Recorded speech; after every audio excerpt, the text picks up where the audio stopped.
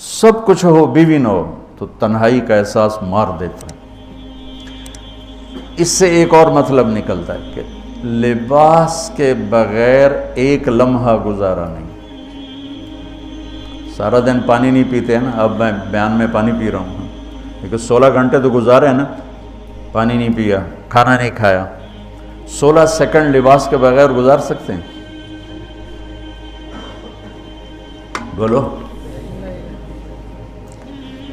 کوئی بھی کمرے میں نہ ہو، تم تنہا ہو، تم کپڑے اتارو تو تم اپنے آپ کو عجیب فیل کرو گے، تم خود اپنے آپ کو چادر میں چھپانے کی کوشش کرو گے۔ ان لباس ایک ایسی زبردست ضرورت ہے بلا دلیل کہ تم تنہا کمرے میں بھی کپڑے اتارو تو تم اپنے آپ کو عجیب سا محسوس کرتے ہو۔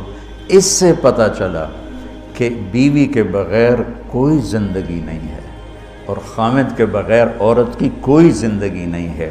یہ ہمارا بدبخت معاشرہ ہندی کہ کسی بچی کو طلاق ہو جائے وہ گل سڑ کے مر جاتی، اس کی شادی نہیں ہوتی۔ کوئی جوان بچی بیوہ ہو جائے وہ سسک سسک کے مر جاتی، اس کی شادی نہیں ہوتی۔ کوئی 40-50 سال کا ہو جائے مرد، اس کی بیوی مر جائے، کوئی اس کو لڑکی دینے کے لیے تیار کوئی نہیں۔ اور لباس کا لفظ بتاتا ہے کہ شادی کے بغیر انسان ننگا ہے، اور ننگے انسان کا کوئی کہیں بھی گزارا نہیں ہے۔ لفظ لباس بتاتا ہے کہ ہم اس چیز کو رواج دیں کہ شادیاں ہوں، بیوہ کی شادی ہو، مطلقہ کی شادی ہو، کوئی کس کی بیوی مر جاتی ہے۔ حضرت ابن مسعود کا فرمان ہے اگر میری موت میں 10 دن باقی ہوں تو بھی میں شادی کر لوں گا اگر میری بیوی مر جائے تو۔ ابو ہریرہ کہتے ہیں اگر میری زندگی میں 7 دن باقی ہوں اور میری بیوی مر جائے تو میں 1 ہفتہ بھی شادی کے بغیر نہیں رہوں گا، میں شادی کر لوں گا۔ تو ہم ایک ہندی معاشرے سے متاثر ہیں جہاں بیوہ کی کوئی سنوائی نہیں، مطلقہ کی کوئی سنوائی نہیں، اور کوئی جوان بھی 2-4 بچے ہیں اور بیوی مر جائے تو اس کی کوئی شادی نہیں ہے، وہ سسک سسک کے وہ بلک بلک کے زندگی گزارتے ہیں۔ ہم لوگ اس کو رواج دیں۔ لباس، لفظ لباس بتا رہا ہے کہ جیسے لباس کے بغیر ایک لمحہ آدمی چین سے نہیں بیٹھ سکتا، ایسے ہی اس رشتے کے بغیر زندگی میں کوئی خوبصورتی نہیں، کوئی حسن نہیں۔ میں نے جیسے کہا لباس سب سے قریب ہے، تو اس کے بعد بیوی کا حق سب سے پہلے آ جاتا ہے۔ ماں باپ کی طرف سے زیادتی آئے تو تمہارے ذمے ہے اپنی بیوی کو بچاؤ، اللہ کے واسطے اپنی بیویوں کی حفاظت کرو۔ ہاں تمہاری بیوی کی طرف سے زیادتی آئے تو اللہ کے واسطے ماں باپ کی حفاظت کرو۔ تو اس کا مطلب یہ نہیں کہ تم ڈنڈا اٹھا لو، اپنے اخلاق ایسے بناؤ، سپرنگ بن جاؤ، سپرنگ جو فریشر سے کو قبول کر کے دب کر کے نیچے چلا جاتا ہے۔ نیچے جانے میں جڑ جانے کا نظام چھپا ہوا ہے کہ جھک جاؤ، ماں باپ ناراض ہو ان کے پاؤں پکڑ لو، بیوی ناراض ہو اس کے پاؤں پکڑ لو۔ ذلت میں عزت چھپی ہوئی ہے، ساری زندگی کا تجربہ بتا رہا ہوں۔ ذلت، اللہ کی رضا کے لیے ذلت اٹھانے میں عزت چھپی ہوئی ہے۔ ہن لباس لکم، کتنا ہی مجھے غصہ چڑھا ہو میں اپنے کپڑے پھاڑوں گا، مجھے غصہ آ گیا میں نے اپنے کرتے پھاڑنے جو کسی یہ پاگل تو کرے گا، سمجھدار دوئے دا کرتا پاڑے گا، اپنا نہیں پاڑے گا۔ اب مجھے بیوی پہ غصہ چڑھ گیا تو میرا لباس ہے، اس کو تار تار کر دوں، گالیاں دوں، تھپڑ ماروں، تو ایسا ہی جیسے میں اپنے کرتے کو پھاڑ رہا اور اپنے کرتے کو تار تار کر رہا۔ بیوی کو غصہ چڑھے تو وہ اپنے کپڑے پھاڑتی ہیں۔ کپڑوں کے لیے کتنے حفاظتی نظام ہیں، الماریاں بنی ہوئی ہیں اور ہینگر بنے ہوئے ہیں، کریز خراب نہ ہو۔ میں جب پڑھتا تھا نا لاہور تو اسکول میں یا کالج کا میں سب سے خوش لباس لڑکا کہلاتا تھا، کہ میں اپنی اسکول سے آ کر نا، اب ہاسٹل میں کوئی استریاں تو ہیں نہیں، نہ ہی کوئی نوکر، تو اپنی پتلون کو ایسے ہاتھوں سے استری کرنا اور کر کے پھر تہ لگانا، پھر سرانے کے نیچے رکھنا، پھر اس کے اوپر سونا تاکہ خود بخود استری ہو جائے اور کریز ٹھیک ہو جائے، اور رات کو بالوں کے اوپر رومال باندھنا تھا کہ بالوں کی سیٹیں خراب نہ ہو جائیں. کیونکہ میں نے بال بنوائے تھے وحید مراد کٹ بال، 2 فلم سٹاروں کا ہیئر کٹ چلا، ایک دلیپ کمار کا، ایک وحید مراد کا. تو عام جو تھے نا بال کاٹنے والے، وہ 8 آنے لے کے بال کاٹ دیتے تھے. وحید مراد کٹ کے لیے 5 روپے لگتے تھے. 5 روپے اس زمانے میں بہت بڑی دولت تھی، جب ڈالر 1 روپے کا تھا. $5 کتنے ہو گئے ہیں جی؟ 500 سے اوپر ہے. تو یوں سمجھو کہ وہ 5 روپے دے کر وحید مراد کٹ بنتا تھا. تو پھر میں وہ اوپر رومال باندھتا تھا کہ سوتے ہوئے میرے بالوں کا ہیئر سٹائل خراب نہ ہو جائے. ایک چھوٹا سا بچہ ہے لیکن اپنے لباس کو کیسے حفاظت کر رہا ہے، کریز ٹھیک کر رہا ہے، سرانے کے نیچے رکھ رہا ہے اور اس کو صاف ستھرا رکھ رہا ہے. ہم کھاتے ہوئے کیا کرتے ہیں، آگے اگر کپڑے نئے پہنے ہوں تو آستینیں چڑھا لیتے ہیں کہ کہیں کوئی شوربہ کچھ سالن ادھر نہ لگ جائے، ادھر نہ لگ جائے. میں جب بھی بیٹھتا ہوں تو میری بیوی کہتی ہے آستینیں چڑھاؤ، آستینیں چڑھاؤ لگ نہ جائے. اور آگے ہم کیا کرتے ہیں، تولیہ رکھتے ہیں، نیپکن رکھتے ہیں، رومال رکھتے ہیں. بڑے بڑے ہوٹلوں میں جاؤ تو پہلے وہ ساتھ رکھا ہوتا ہے کہ کوئی کھانے کا ذرہ گرے، سالن کا کوئی قطرہ گرے تو آپ کے کپڑے خراب نہ ہوں. ہم کیچڑ میں جا رہے ہوں تو ہم اپنے پاؤں گندے کر لیتے ہیں، کپڑے گندے نہیں ہونے دیتے. اپنے شلوار اوپر کر لیتے ہیں، پتلون اوپر کر لیتے ہیں، پاجامہ اوپر کر لیتے ہیں. تو جب کہیں سے کوئی آنے لگے ایسی ناگواریاں تو اپنے اوپر لے لو، بیوی پہ نہ آنے دو. ہم کپڑا بچاتے ہیں یا پاؤں بچاتے ہیں؟ کپڑا بچاتے ہیں. شلوار اوپر ٹانگ لیتے ہیں، کرتے کو یوں سمیٹ لیتے ہیں. تو جتنا کیچڑ ہے حالات کا، واقعات کا، اخلاق کا، وہ کیچڑ اپنے اوپر لے لو، بیوی کو بچا لو. اور بیوی کیا کرے، وہ جتنا کیچڑ ہے حالات کا، واقعات کا، ناگواریوں کا، اپنے اوپر لے لے، خامد کو بچا لے. لباس کا اور کیا کام ہے، یواری سواتکم، یہ تمہارے عیب چھپاتا ہے. تو میرا کام کیا ہے، میں بیوی کی کمیاں چھپاؤں، ڈھنڈورا نہ پیٹوں. بیوی کا کام کیا ہے، خامد کی کمیاں چھپائے، ڈھنڈورا نہ پیٹے. دوسرا کام کیا ہے لباس کا، وریشہ، لباس مجھے خوبصورت بناتا ہے. یہ ایک واحد رشتہ ہے جو زندگی کو خوبصورت بناتا ہے.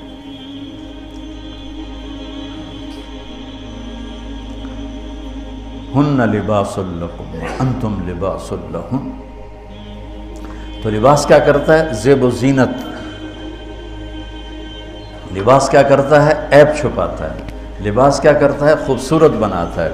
تو اس رشتے کو خوبصورت بنانا ہے، بیوی خامند کے لیے، خامند بیوی کے لیے. کس طرح یہ رشتہ خوبصورت بنے گا، اچھے اخلاق کے ساتھ. اچھے اخلاق کے ساتھ. اگر گھر والوں کے اخلاق اچھے ہوں، وہ بچی ساس سسر کو ماں باپ بنا لے، ساس سسر بچی کو ماں باپ بنا لے، خامند بیوی کو ہتھیلی کا چھالا بنا لے، بیوی خامند کو ہتھیلی کا چھالا بنا لے. میں قربان جاؤں اپنے نبی پر. ساری کائنات کو نور ایمان دینے والی ہستی، اور حضرت عائشہ رضی اللہ عنہ کو لقمے بنا کے کھلا رہے ہیں. کمال. حضرت عائشہ رضی اللہ تعالیٰ عنہ، وہ بڑی بڑی بوٹیاں ہوتی تھیں نا، وہ اٹھا کے ایسے نوچتیں اور پھر رکھ دیتیں، روٹی کا ٹکڑا اٹھاتی. میرے نبی وہی بوٹی اٹھاتے جہاں حضرت عائشہ نے نوچا ہوتا تھا، وہیں دکھا کے کرتے تھے، ان کی محبت کو لینے کے لیے اور ہمیں سکھانے کے. حضرت عائشہ گلاس اٹھاتی، وہ بڑے بڑے ہوتے تھے، اب تو یہ چھوٹے چھوٹے گلاس ہیں. بخل کا زمانہ آ گیا، پانی بھی تھوڑا دیں دیں. ہمارے دیہات کا کلچر تھا، اب تو مٹ گیا ہے، مہمان ہی کوئی نہیں ہوتے. جب کچی سڑکیں ہوتی تھیں اور ذرائع نہیں تھے تو بہت سے مسافر ہمارے ڈیروں میں آ کے رات گزارتے تھے. ہماری پہچان والے نہیں، اجنبی راہگیر، اور کوئی پہچان والے بھی، لیکن جو بھی تھے، کوئی اپنے ہیں، پہچان والے ہیں، دوست ہیں، مسافر راہگیر ہیں، ان کو رات کو کھانے کے بعد دودھ پلانا یہ ہماری تہذیب تھی کہ جتنے بھی ہیں دیرے میں 15 ہیں 20 ہیں 1 ہے، جاؤ بھائی روٹی کھا لی ہاں دودھ پواؤ سارے ہیں۔ وہ جانور بہت زیادہ ہوتے تھے، کھیتی باڑی کم ہوتی تھی، دودھ وافر ہوتا تھا، وہ گلاس اتنے بڑے بڑے ہوتے تھے، 3 پاؤ کا گلاس ہوتا تھا۔ تو ایک ہمارے دادے کے زمانے کا نا چاچا لال سنپال وہ آ گیا دیرے میں، نوکر گیا دودھ پلانے، تو گلاس کو دیکھ کے نوکر سے کہندا پتر میں نہیں پیندا۔ اسا کہا چاچا کیوں نہیں پینا؟ اسا کہا 2 تو ود پیواں تو بے غیرت بنا تے 2 تے میرا گزارا نہیں جاتا میں نہیں پیندا۔ تو حضرت عائشہ رضی اللہ تعالیٰ عنہ گلاس اٹھاتی اور یہ پیا، یہ رکھا۔ میرے نبی اٹھاتے اور جہاں حضرت عائشہ کے ہونٹ لگے ہوتے تھے وہاں ہونٹ رکھ کے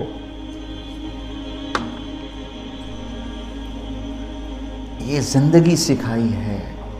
یا عائشو، کیا محبت سے بولا عائشہ نے، یا عائشو، یہ عاشقانہ انداز ہے، محبوبانہ انداز ہے۔ یا حمیراء، عائشہ آؤ دوڑ لگائیں۔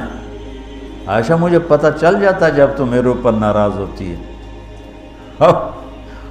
حضرت عائشہ نے کہا وہ کیسے؟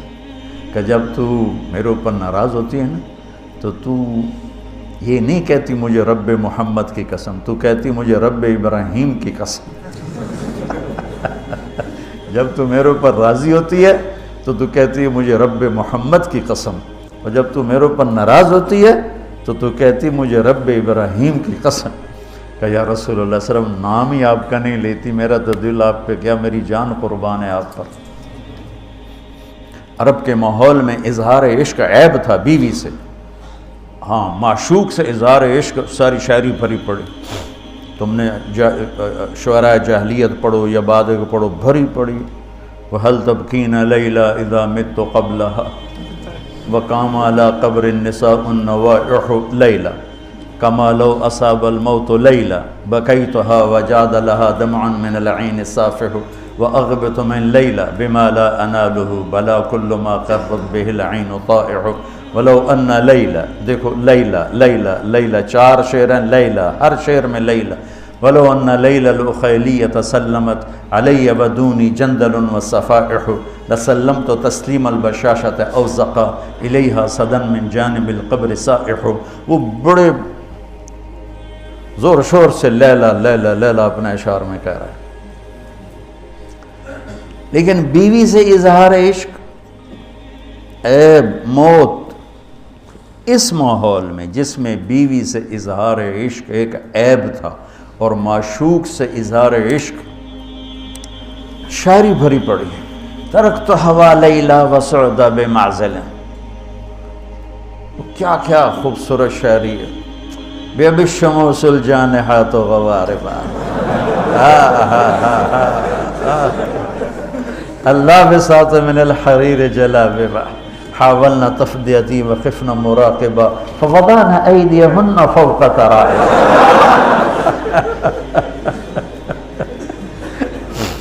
عرب کی شاعری بھری پڑی ہے عشق و معشوقی سے۔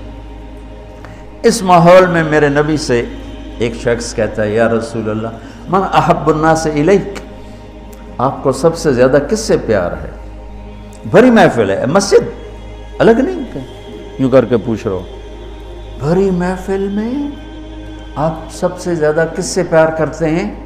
تو آپ نے زور سے کہا عائشہ سے۔